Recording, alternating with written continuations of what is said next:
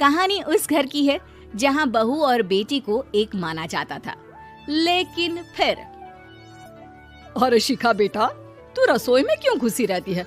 जा, रोटी मैं बना लूंगी। नहीं नहीं माँ जी, आप बैठिए, बस सारा खाना बन ही गया है। श्वेता को बोल देती हूँ, वो खाना लगा देगी सबका। सॉरी भाभी, मेरे पास वक्त नहीं है। माँ, मुझे पैसे देना, पार्लर जाना है। हाँ हाँ चली जाना, भाभी को भी ले जाना। वो भी जाने को बोल रही थी पार्लर, पर पहले ना मदद कर दे उसके खाना लगाने में। देख माँ, वो बहू है, उसे बहू रहने देना, इतना सर पर मत चढ़ा भाभी को।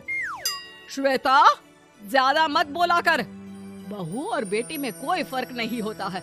जा जाकर काम कर। ननद को माँ का भाभी से इस तरह प्यार करना बिल्कुल अच्छा नहीं लगता। वो बार बार किसी न किसी तरह माँ को भाभी के खिलाफ भड़काती रहती, लेकिन कोई फायदा ना होता। एक रोज, अरे बेटे किशन, जा बहू को कहीं घुमा कर ला, सारा दिन घर में काम करती रहती है। हाँ हाँ माँ, हम लोग जा रहे हैं ना गोवा। अच्छा जी, भाभी ने तो हमें बताया भी नहीं। वैसे तो सारी पंचायत करती है, ये गोवा वाली बात क्यों छुपा गई हमसे? अरे क्योंकि उसे खुद नहीं पता था बहन। मुझे टिकट सस्ती मिल रही थी तो मैंने बुक कर दिया। हाँ शिखा, पैकिंग कर ले, संडे हम जा रहे हैं गोवा। दोपहर में शिखा पैकिंग कर रही थी कि सास आ जाती है। ये क्या बहू, साड़ियाँ? अरे गोवा जा रही है घूमने या फिर शादी में मायके हैं? माँ जी, ऐसा कुछ है ही नहीं, समझ में नहीं आ रहा क्या रखूं कपड़े में। अरे तेरी और श्वेता की साइज तो एक ही है, उसके कुछ मॉडर्न कपड़े ले ले, आकर लौटा देना। हाँ माँ जी, ये ठीक रहेगा। शिखा श्वेता के पास जाती है और उससे कपड़े मांगती है। ना जी ना, मैं अपने कपड़े ना दूं, वैसे भी फैल जाएंगे मेरे कपड़े, बहुत महंगे वाले हैं। शिखा मुंह लटकाकर कमरे में आ जाती है तो सास कहती है, चल तैयार हो जा, तुझे मैं शॉपिंग करा कर लाती हूँ गोवा की। बस फिर क्या था, सास बहू निकल जाते हैं मार्केट और एक से बढ़कर एक ड्रेस खरीद कर घर आते हैं।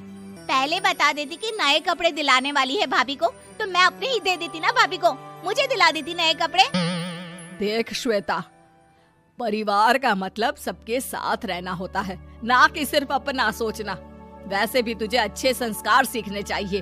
और रही बात कपड़ों की, तो शिखा, आज से घर पर भी तू मॉडर्न कपड़े ही पहनेगी। कोई जरूरत नहीं है ये साड़ी वाड़ी लपेटने की। अब क्या था, घर पर श्वेता और शिखा एक जैसे रहते। एक बार पड़ोसन आती है।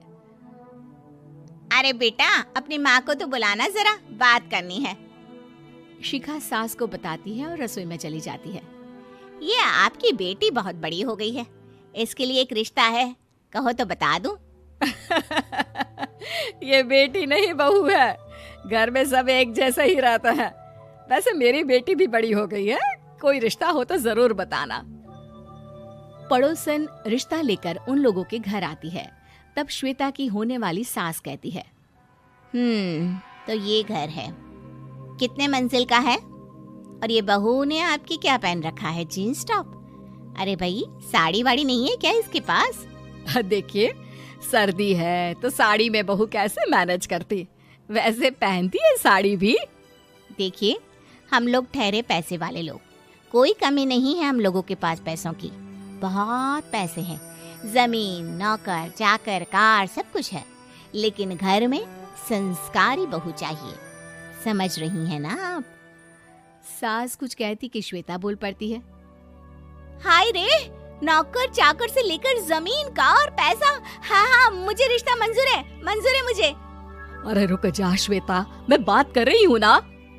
देखिए, हम लोगों के घर इतनी आजादी नहीं मिलेगी। अरे हाँ कर देना माँ, हाँ कर दे जल्दी से। सास क्या करती, बेटी की शादी ऐसे घर में कर देती है जहाँ ना उनके विचार मिलते हैं और ना ही आचार। शादी के बाद एक रोज फोन पर, श्वेता बेटा, एक बार घर आ जा, बहुत दिल करता है तुझे देखने का। माँ, वो घर पर बहुत काम होता है, कैसे आऊँ? बड़ा घर है, लेकिन आने जाने वालों की लाइन ही लगी रहती है। बेटा, मैं तो जानती थी उस घर का हाल। लेकिन तू ही नहीं मान रही थी। माँ देख, हर घर का यही हाल है। तेरी बेटी को यहाँ घूंघट हटाने की परमिशन नहीं है और एक तरफ भाभी स्कर्ट पहनकर घूम रही है। बेटा, मुझे क्या पता था कि मेरी बेटी को ससुराल के नाम पर पिंजरा मिल जाएगा। अच्छा माँ, फोन रखती हूँ, सास को गर्मा गर्म रोटी खिलानी है। तुम लोगों की तरह नहीं कि एक रोटी बनाओ, एक सब्जी बनाओ, फिर सारा दिन फ्री होकर घूमो। सास फोन तो रख देती है, लेकिन सोच में पड़ जाती है कि एक तरफ बेटी जिसे कोई आजादी नहीं, वहीं दूसरी तरफ बहू जिसे देखकर लगता ही नहीं कि उसकी शादी भी हुई है। अगले रोज। शिखा, अरे ओ शिखा। हाँ माँ, क्या हुआ? कुछ चाहिए आपको? मैं जिम जा रही थी। जिम के कपड़ों में बहू को देखकर सास को घूंघट में अपनी बेटी का ख्याल आता है। देख बहू, घर में बहू की तरह रहा कर। इतने टाइट कपड़े पहनकर जिम जाना पसंद नहीं मुझे। जा जाकर रोटी बना। रोटी? माँ, अभी तो शाम की 6 बजे हैं, इस वक्त रोटी? अब क्या मेरे खाने पीने पर भी पहरा है?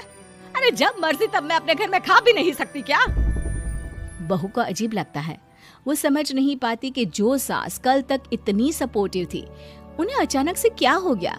वो किचन में जाती है, गरम रोटी के साथ 2 तरह की सब्जी, रायता, सलाद सब लेकर सास के पास आती है। माँ जी, खाना। इतना सारा खाना? राक्षस समझा है क्या मुझे? रोटी मांगी थी मैंने गर्मा गर्म बस। पर माँ जी, रोटी खाती किससे आप? सब्जी तो बनानी थी ना। अरे भूख मर गई मेरी तेरी बहस से। जा जाकर काम कर, अंदर पूरी रसोई साफ कर। बहू अंदर चली जाती है। थोड़ी देर में श्वेता घर आती है। अरे शिखा, जल्दी से चाय ला, पकवान बना, मेरी बेटी आई है। अरे नहीं नहीं माँ, ड्राइवर बाहर खड़ा है। मैं तो घर का कोई सामान खरीदने के बहाने यहाँ आ गई हूँ, मुझे जाना होगा। अरे बेटा, पर कितने दिनों बाद देख रही हूँ तुझे, रहने आ जाना 2-4 दिन के लिए। आ जाऊंगी माँ, जब मेरी सास मरेगी तब। मैं तो रोज मन्नत मानती हूँ कि मेरी सास मर जाए तो अच्छा है। अच्छा चल, जा रही हूँ माँ। हे भगवान, कैसे कैसे दिन देखने पड़ रहे हैं मेरी बेटी को। सास अंदर जाती है, जहाँ श्वेता की जिम वाली सहेली का फोन आया होता है। क्या बात है, आज जिम नहीं आई? अरे पता नहीं यार, आज माँ को क्या हो गया अचानक। पर खैर कोई नहीं, लगता नहीं कि मैं अब जिम आ पाऊंगी। शिखा स्पीकर पर बात कर रही थी, जिसे सास सुन रही थी।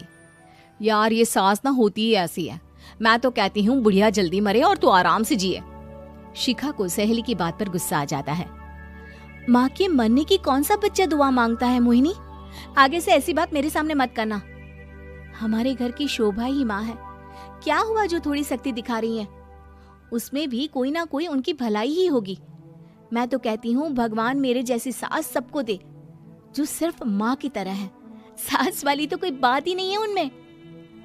सास ये बात सुन रही थी। उनकी आंख में आंसू आ जाते हैं कि क्यों वो बेटे की किस्मत में बहू को भी भागीदार बना रही थी। शिखा, अरे ओ शिखा, क्या हो गया? जिम नहीं जाना क्या?